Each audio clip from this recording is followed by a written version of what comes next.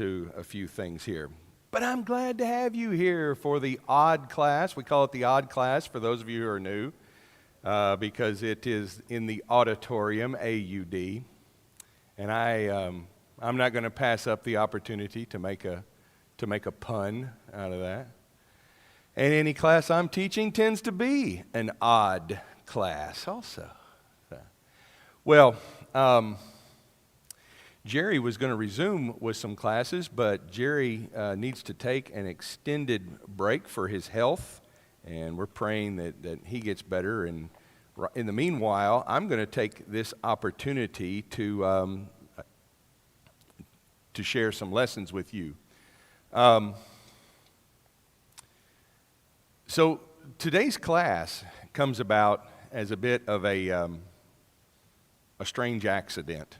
And I was recovering files on my laptop this week, and because we were updating stuff, and of course, it seems like you can't ever go through that process without something kind of, falling on the ground. Any work, any project has some of that. But it's a good opportunity in a way, because then I get to go through my files and I get to see what I really have stored on disks. I've stored so much stuff over the years on disks and on media that I've forgotten what all it is. And I found this set of lessons. And it's stuff that I've been thinking about, and I had forgotten about it. Now, if you go way back in the archives at West Ark, you will find in 2005 that I did a different version of this lesson. So, yes, I guess technically these are leftovers, or this is a repeat. But I was so fascinated by it, and that's why I've added on here that this is the COVID recovery edition. Because the things that I put in that lesson in 2005, now here we are, 16 years later?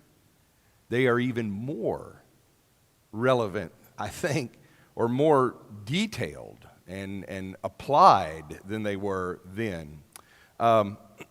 Here's a phrase that I used in that 2005 lesson. There is such uncertainty and anxiety in our culture that it makes us feel as if we are living in a foreign land. I wrote that in 2005. I'm looking back at 2005 and trying to think, why did I ever say that in 2005?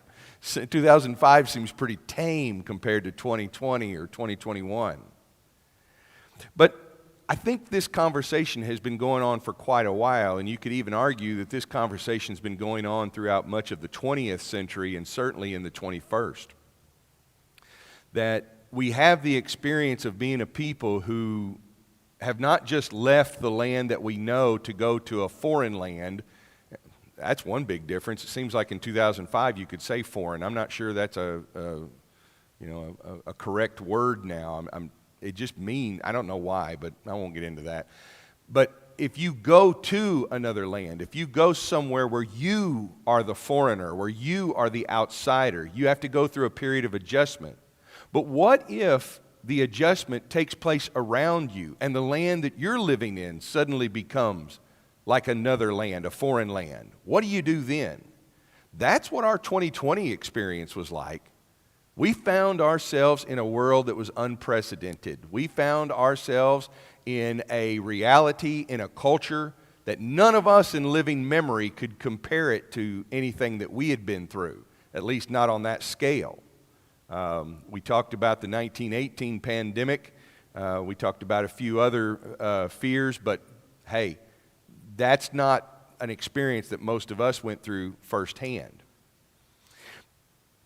But really, that experience just magnified so many other changes that were taking place around us. And you'll remember that one of the series that we went into, we had the series on lament, and even before that, we had the series on exile.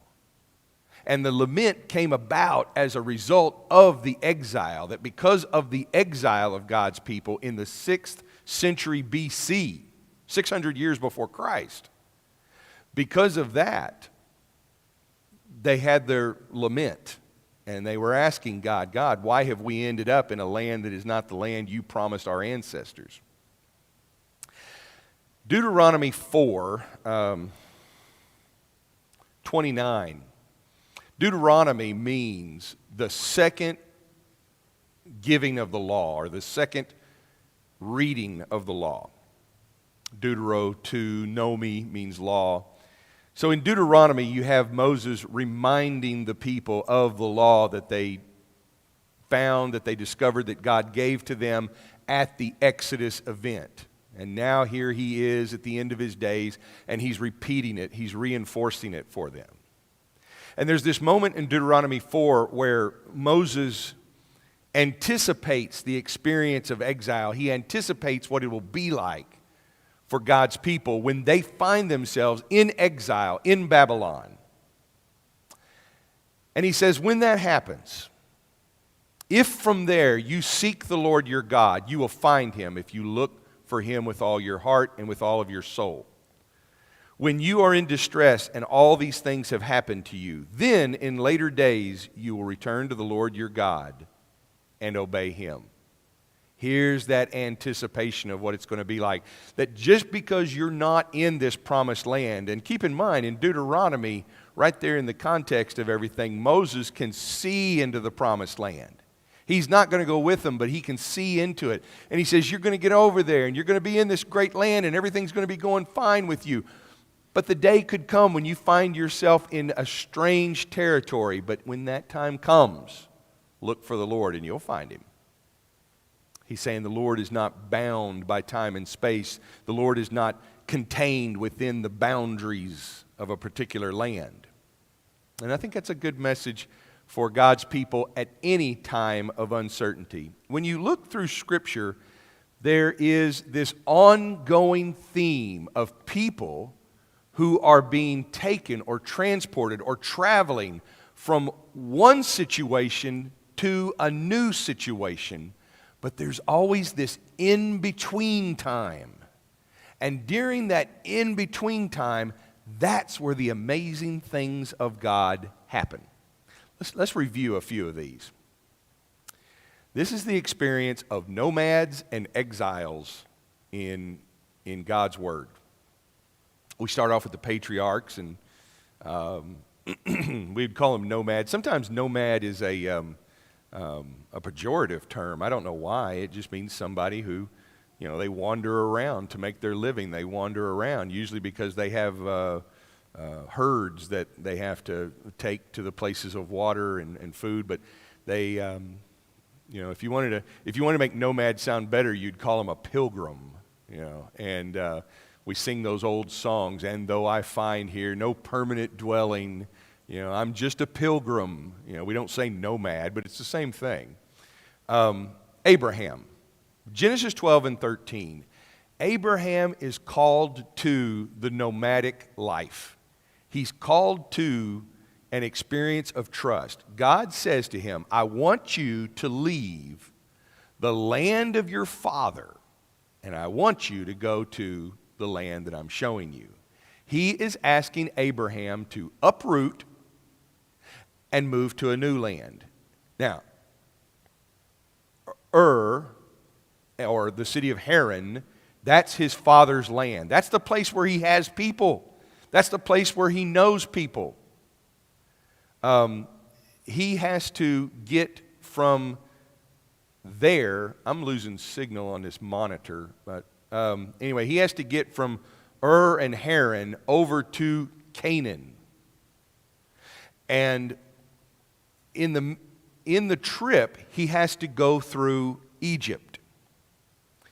That experience in Egypt is a test, okay? And there's a few of these. There's the encounter with Abimelech in Genesis 20. There's the first encounter. That's one of the things that gets remembered about Abraham, is that Abraham goes into this unknown land, and he has his sister, his wife, his sister wife, he has her tell a tale that, look, tell them you're my sister, okay? I mean, they're related, not uncommon in their world, but he says, I don't want you telling people that you're my wife. I want you to tell them that you're my sister. And then that creates some advantages, that creates some opportunities. It also keeps some Abraham from being afraid of some things that might happen.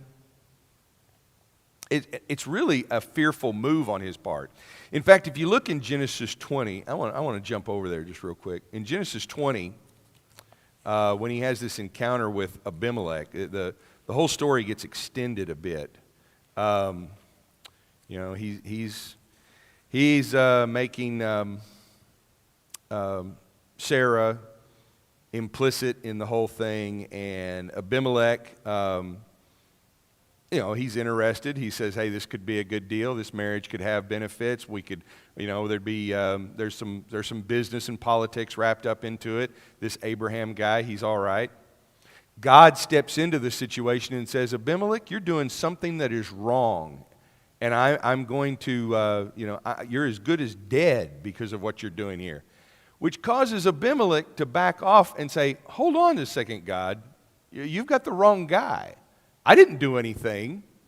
Your guy that you've got, that you're backing, he's the one that told me the story." And God essentially says, "Yeah, I know. But this is still wrong. Now, if you ask him to pray for you, I'm going to let it all go, and we're going to be all right. Do the right thing, Abimelech." I believe that this story stands there in a way to say that when we, the people of God, do not behave like the people of God, people who don't know God suffer.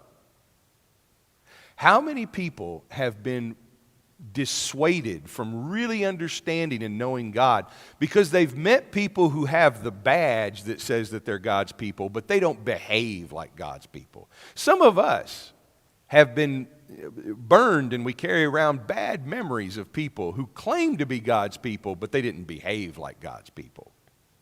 That's part of this story here.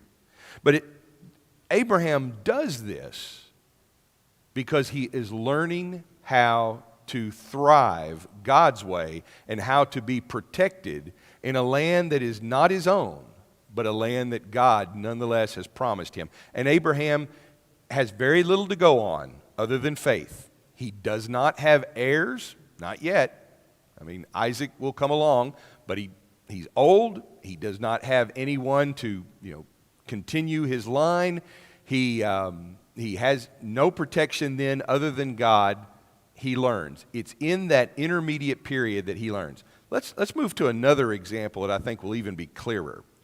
When you get to Abraham's grandson, Jacob, okay, and in Genesis 28, you pick up on Jacob's story, and 28 is the part where Jacob takes off for a land called Paddan Aram. And Paddan Aram is that's the land of his mother, that's the land of his uncle Laban. Isaac called for Jacob and blessed him. This is 28:1. Then he commanded him, "Do not marry a Canaanite woman. Go at once to Paddan Aram, to the house of your mother's father, Bethuel. Take a wife for yourself there from among the daughters of Laban, your mother's brother. May God Almighty bless you and make you fruitful and increase your numbers until you become a community of peoples." So here now, Canaan is not the strange land. Canaan is the land of his people. Jacob is told to leave there, go find a wife, and he can come back to Canaan.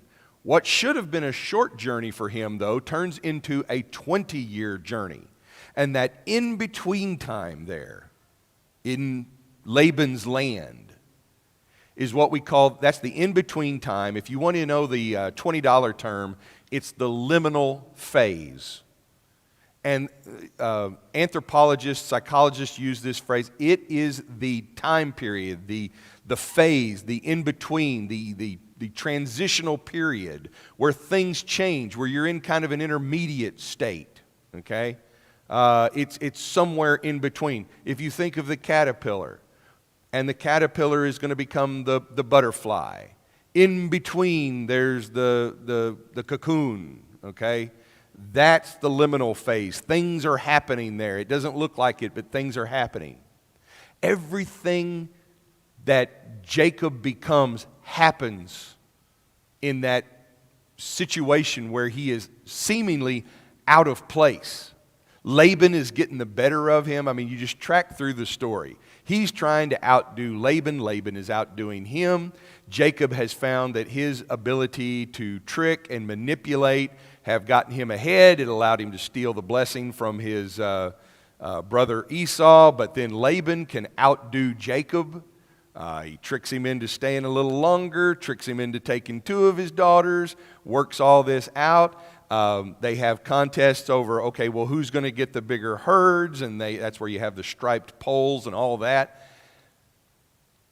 And Jacob has this dream at Bethel, which means the house of God. That's where he's sleeping on the stone pillow and he sees the angels of God ascending and descending from heaven. And then he says, okay, well, God will be with me. God will bless me. And if God blesses me, I'll give him 1/10 of everything. Look at what his relationship with God is like. God's up there. He's at the top of the stairs. God sends his angels. God's up there. I'm down here. I'll be God's man here. Hey, God, you take care of me. I'll cut you in for 10%. Wow. You know God had to be just giddy about that, right? I mean, it's like, oh, I've never had such a good deal. Actually, God's being incredibly gracious. He's like, okay, sure. God has a plan for Jacob. Jacob doesn't quite get it. The next place that you find Jacob and God together is at the end of this journey at a place called Peniel, which means the face of God. Now God's not up there in his house or down here in a little altar that Jacob makes for him, a little box that he can put him in. Now God is face to face with him, wrestling him into the mud. And he walks away with a limp, but he gets a blessing. Everything that happens in that 20-year period is just like he says here. May God Almighty bless you and make you fruitful and increase your numbers until you become a community of peoples. On the way back, when he wrestles with God, he has said, I have become 2 camps. He has been blessed. The tribe of God has grown. God has used that rough in-between time that was certainly not part of Jacob or Isaac's plan. But that's where things happen. Let's make it a little more clear. Let's move to another story. Here's Israel in the desert, the Exodus. It's a foundational story for God's people. In fact, these earlier stories look forward to the Exodus, and then stories like the exile and the kingdom look back to the Exodus. The Exodus is the linchpin. It's like the gospel of the Old Testament. You have Israel. They are in Egypt. That is not where they're supposed to be. They've ended up in the condition of slavery by the time of Moses.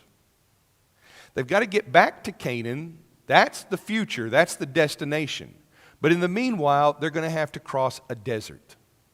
And to cross that desert, they're going to have to do something that people in their situation do not do. They've forgotten how to be nomads. They are not adventurers. They are brick makers.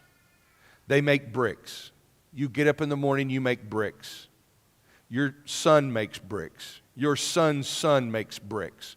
All of the women support you. Why? To make bricks. Everything you do is defined by the power of Pharaoh, who is the god in Egypt. Oh, there's many gods in Egypt, but there's one God who lives next door, and that's Pharaoh. And Pharaoh has the favor of all of these gods. And you know why you need those bricks? You need those bricks to make giant idols that stand today.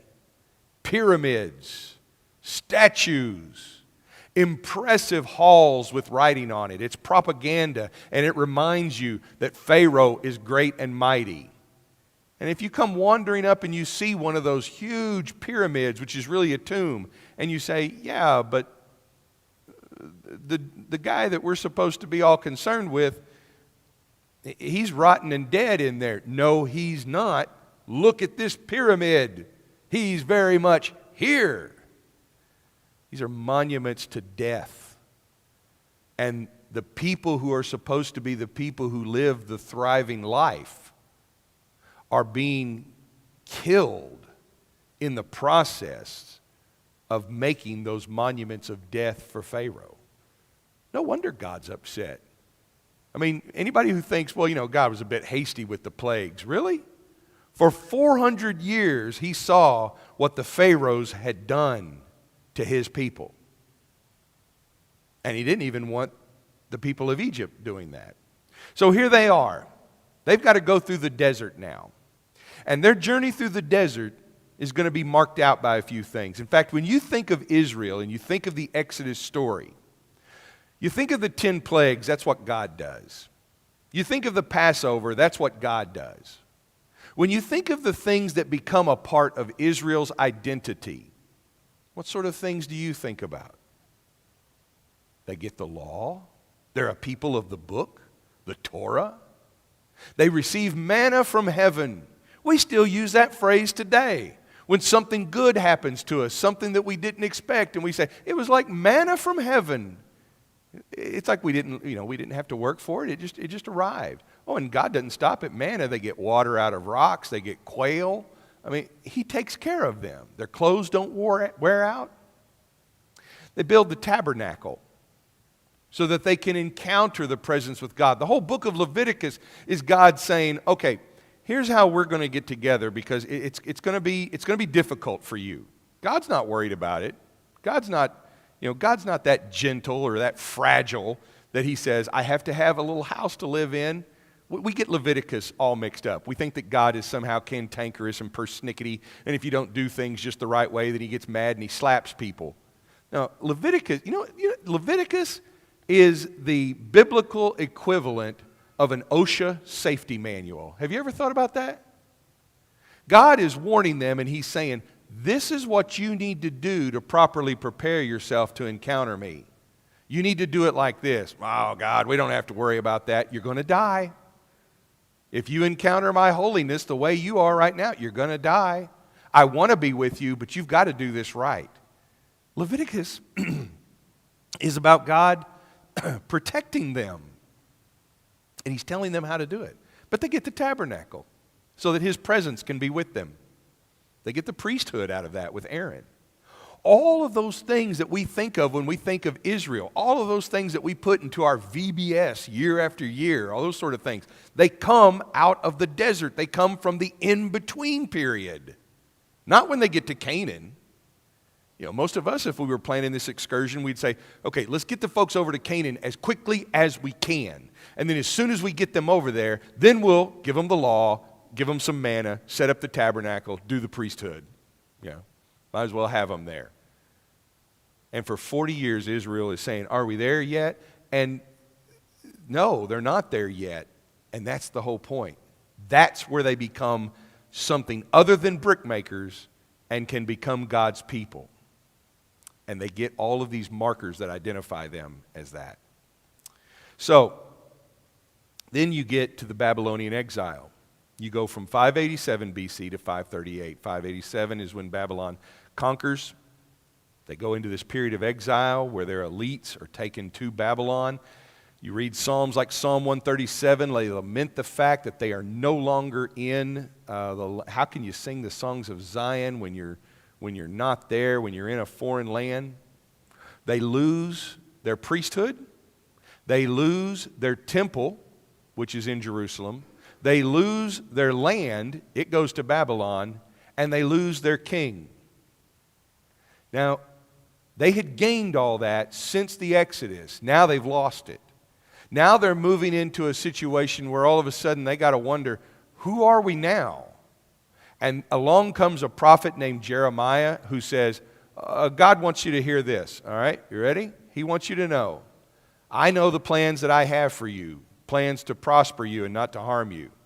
Well, thank you very much, Jeremiah, for bringing us that message, but it sure doesn't seem like that today.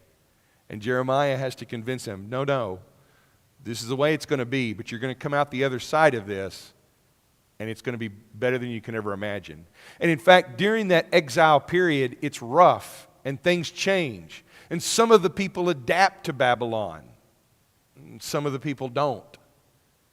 But along the way, they get guides, reliable guides. Your major prophets, Isaiah, Jeremiah, Ezekiel, they all have an audience in the exile. Jeremiah and Ezekiel live in the exile. Isaiah predates the exile, but his school continues his prophecy. And those words in those three major prophets become the guide for them. They rediscover the law. You can have all the externals like the priesthood, the temple, the land, and the king, but you can forget why any of that matters if you don't have the law, the will of God.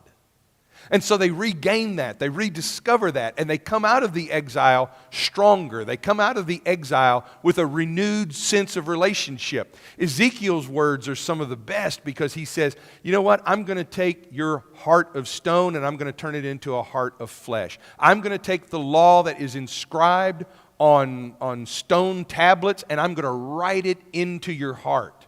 Ezekiel has this vision that, look, all that stuff that you thought mattered, it's not going to matter. In fact, Ezekiel starts out with God and his chariot, the wheel within the wheel. Everybody wants to think that Ezekiel 1 is a UFO. It's nothing of the sort. Don't ever believe it. You know, whenever you see it, it is not a UFO. It is God's car. And God shows up in that car for Ezekiel because here's Ezekiel and the other exiles saying, but God got evicted from his house by the Babylonians. God was destroyed by the Babylonian God. God pulls up in his chariot and he says, oh no, I wasn't home. I'm out here in the world. I'm out driving around. Ezekiel, let them know I can go anywhere I want. Why? Because I have this amazing chariot made of living angels. I can go wherever I want. You're not going to kick me out of the house. I left. That's the message of the wheels within the wheels. God is saying he's all over. His presence is everywhere on the earth, the four corners of the earth, the four creatures. And because of that, the people in exile who will hear Ezekiel's message, they start to get it. Okay, we see this. This is where that global perspective comes back to Israel. And they begin to realize again, wait, we were meant to proclaim to the ends of the earth God's plan for humanity. It's not just about us and our little neighborhood and God taking care of us and blessing us and giving us the good things. It's about the world. So they come out of that exile, and there's incredible vision. Last few weeks, in here, we talked about Nehemiah. A lot of that filters out from that. You would not have the restoration. You would not have Ezra and Nehemiah without the changes that take place in that in-between time.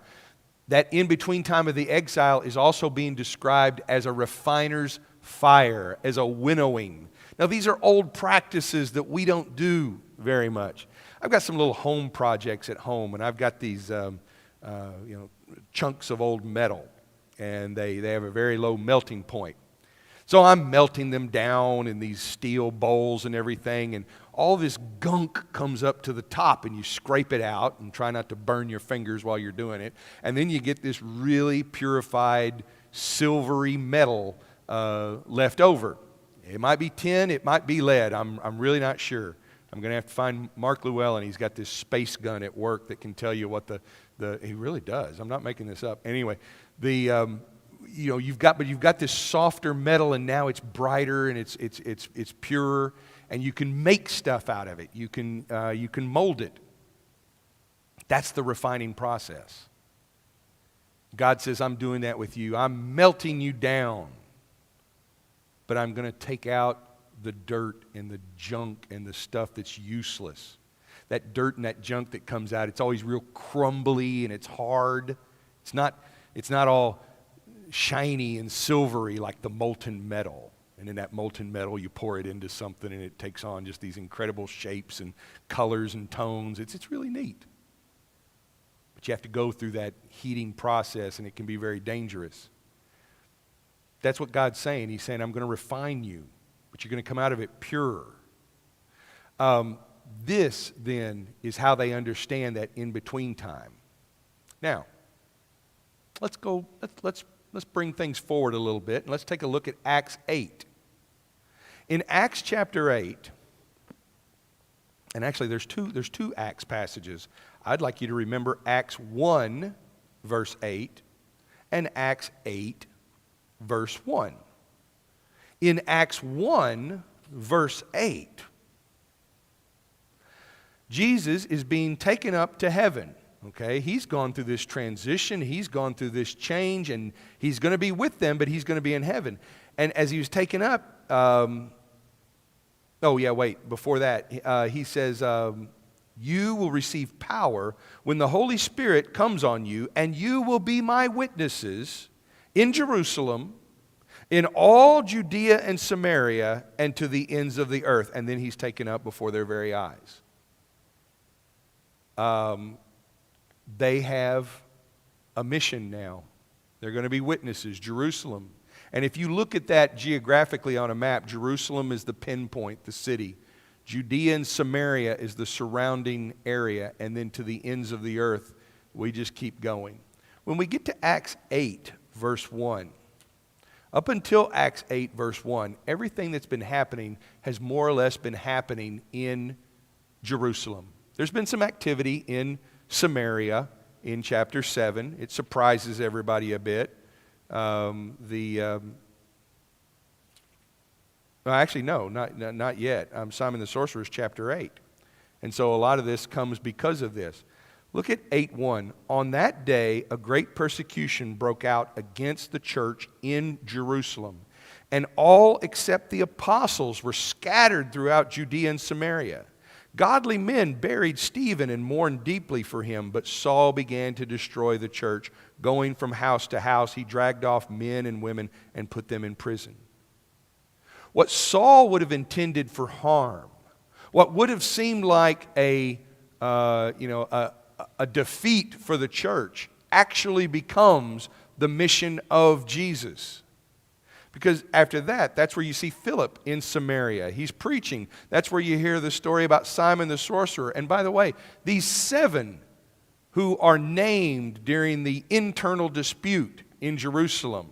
If you go back to chapter 6 and the apostles say, you choose 7 people. Look at 6:1. In those days when the numbers of disciples was increasing, the Hellenistic Jews among them complained against the Hebraic Jews because their widows were being overlooked in the daily distribution of food. You know what happens when you get a group of godly people and they just sit around in one place? They complain.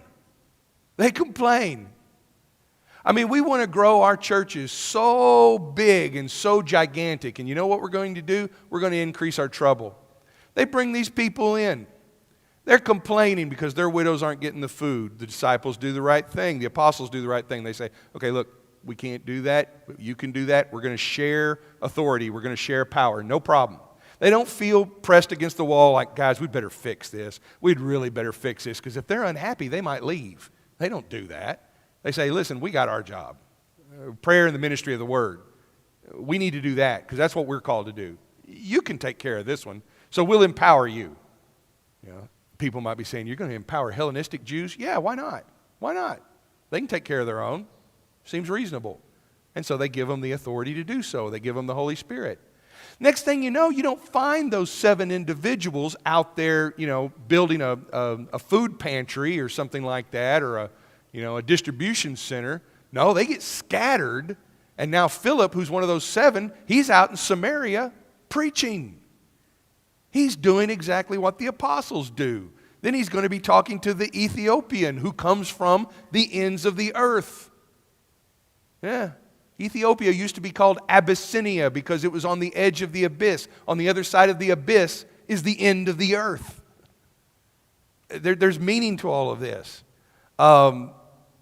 Suddenly, because of this persecution, which doesn't sound like a good thing, the church finally realizes, oh wait, God's taking us out there. He's taking us out there just like He said. Now we've got witnesses in Judea and Samaria. And it's coming from people like Philip and Stephen, who would not have ordinarily been doing that, because if they had stayed in Jerusalem, the 12 apostles would have done all the preaching and the witnessing, and the 7, all they would have done was wait tables. Not that there's anything wrong with that. It's a good work. But they would have never been pressed. When they're persecuted and they get scattered out in Judea and Samaria, they have to do it. They're forced to be the witnesses. Because they're out there and the apostles are back in Jerusalem. We sometimes see these things as setbacks, and in fact, they could be. One of the things that's happened over the last year, that because we can do this online and because so many of you now can have classes, you are not limited in time and space to this building. I'm going to tell you today in worship that we've just entered into a subscription with Right Now Media. That gives quality teaching, a huge library of teaching, to all of you who are part of West Ark, and you can use those for your small groups. And some of you have put together small groups where you have people that maybe you know, or people who've been a part of this network of churches that maybe live in different states, they live in different countries. Yeah. I'm talking about Monday through Saturday. Instead of just being out there doing ordinary stuff, you can be the teachers, the evangelists, the apostles.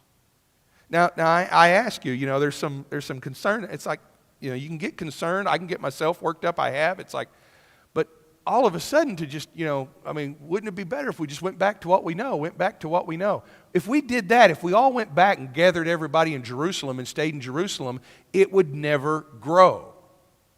But because now we do have these resources that we wouldn't have come up with on our own, but this pandemic sort of forced us into it.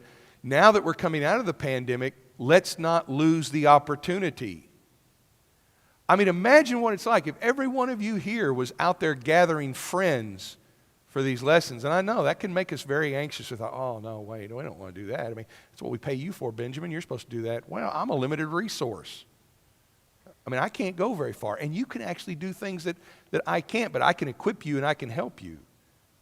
God takes us through this in-between zone.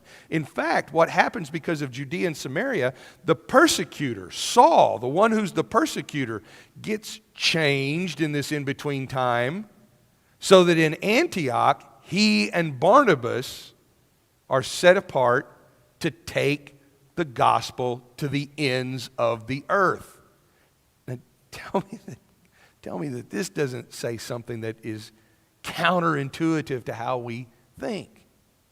The one who starts the persecution becomes the one who then gets on God's plan. How often do we see that happen? And when it does happen, it's not just because it's a good idea, it's because it's God's idea. Here we are then in our current situation, updating this lesson. We have the way we knew. And if you stop and think about the things the way we knew it, so much of what we used to do, so much of what we have done, so much of what we still do takes place in this facility here. And yet, by the miracle of technology, here I am talking to people who will watch this now and maybe watching this later, because some of you may say, hey, did you tune in to the class Sunday morning? No, I didn't. Well, go find it on YouTube. We talked about some things that I think everybody ought to be thinking about. We're in a very confusing and uncertain now. Not only is it troubling for us in churches, but it's troubling out there where all the rules are changing. But we have this hope that we're going to get to God's future. But the alarm is going to tell us, oh, we can't get there, though, unless we go back and restore what was. I want to show you an example of this that came out recently, and you may have seen it. Church membership among U.S. adults now below 50%. This is the Gallup poll that came out at the end of March. It's caused a lot of discussion. It's caused a lot of concern. It concerns me somewhat. Of course, I'm also just analytical enough that I'm like, yeah, but what does it mean? What does it mean? There the question is being asked, do you happen to be a member of a church, synagogue, or mosque? And now, now look, a few years back it was only 50%. But because we went to 50% to 47%, that becomes the magic moment where headline writers can say, aha, now it's less than half. Oh. That's like the nail in the coffin there. Yeah, so this is an interesting study. And if you read the whole study, there's a lot of interesting stuff in there. It doesn't mean that people have abandoned God, though. A lot of people say that over the last year their faith has actually increased, even though they wouldn't consider themselves a member of a church, a synagogue, or a mosque. You can go back to 2012, and they did a study, and the number of people who said, I am none of the above, which honestly, I think if you were to ask me, I mean, it's like, well, what do you claim? What denomination do you, are you this? I would probably say, well, I'm a Christian. Where does that put you? I don't know. None of the above. I mean, I could be in that category. You could be too. All depends on how you understand the question. This is an interesting study, and it's caused no end of concern. For those of us who remember the way it was, we see this, and boy, this can definitely get us to a point where we're hand-wringing and going, I don't know, I just don't know. What about this country? Let me show you what else is going on, though. This is a screenshot of an article that picked up on this study at the end of March. U.S. church membership falls below the majority for the first time. Okay? Now, what's the picture? What is that a picture of? An empty building. When has the church ever been a building? When has the church really ever been about packing a bunch of people into a roof with 4 walls? We know better than that. We should know better than that. You could take all those people in Jerusalem, and they could have done it. Gallup could have done a study back then and said, how many of you in Jerusalem now consider yourselves followers of the way? Well, the numbers dropped. Why? Well, there was a persecution, and now they all live out there in Judea and Samaria. Sure enough, one of these news magazines would pick it up, take a picture of an empty synagogue or temple porch. For the first time in decade, the number of followers of the way falls below 50%. Yeah. That's what you see in Jerusalem in a cropped photo. But if you go back out where Jesus is, ascended into heaven, he's saying, oh no, the plan's coming together just like I thought. It's going to Judea and Samaria, and it's going to the ends of the earth. This is and by the way, do you see what the first word is there in that headline? Not exactly. It's U.S. church membership falls below majority for the first time. That's Isaac. I can have fun with him. Anyway, U.S. church. Do you know that the church is growing in China? The church is growing in Africa. Does that not count? I mean, the church is growing in many places in this world.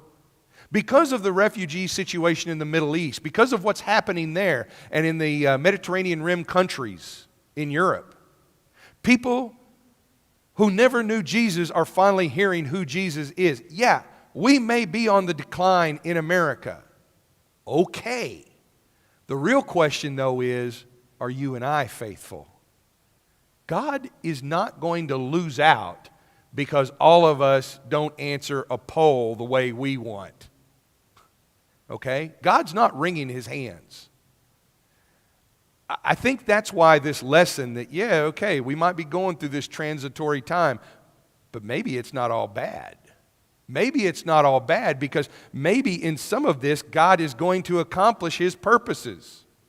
And we certainly don't need to get alarmed when people flash up pictures of ornate buildings with just glorious looking wooden that's some awesome wood right there. I mean, I'm thinking, well, if they don't need it, maybe we can do some woodworking. That's terrible. I shouldn't say things like that. But these are beautiful buildings, and I love it. I think that's great. And I'd like to see more of them filled. I really would. But that's not the church. The church is not just a building filled with people. The church are the people of Jesus Christ who are following his way and who are living by his will. And I would like to see that grow. And I would like to see more and more of us go to places that look like a church, go to places that look like a market, go to places that look like a town square, go to places that look like an athletic game, go to places that look like our homes, and share this good news over and over again. And maybe this uncertain, confusing now that we've been in is just what it takes to sort of kick us out of the pews. Give us a bit of that cattle prod electric shock so that we can get out there and be His witnesses wherever He takes us, and we won't have to be afraid. I'll leave you with one last statement because it'll pick up in the sermon today. After the transfiguration of Jesus, and at the transfiguration, Peter says, "Oh, we'll build 3 shelters, one for Elijah, one for Moses, one for Jesus." God says, "This is my son, listen to him." The next thing that Jesus says to them is, "Get up, don't be afraid." He's telling us that now. Get up, don't be afraid. Thanks for your attention. We'll start worship here in just 15 minutes. Thank you.